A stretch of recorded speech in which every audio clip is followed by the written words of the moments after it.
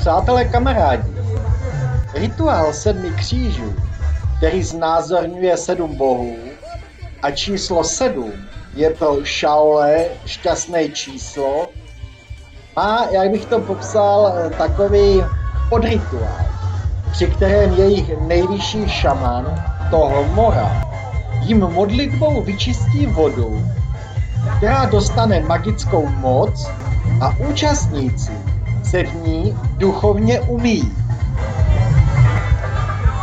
Při rituálu Tohmora čte z hladiny vody, kterou si Shaole lidé přinesli v nádobách, a čte z kapek vosku, které nakapali z posvátné svíce do vody a z vytvořených obrazců, které vzniknou na hladině, a také z obrazců pražené rýže, která plave a vypadá jak popcorn.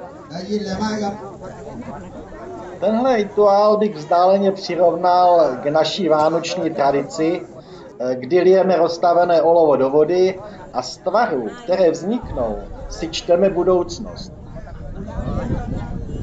Tohmora je považován za jedinou osobu v kmeni, která může mluvit s duchy předků a pozvat je na obřad. Touhle cestou se účastníci rituálu spojí se svými předky a získají odpověď na otázku, která byla v myšlenkách vyřčená.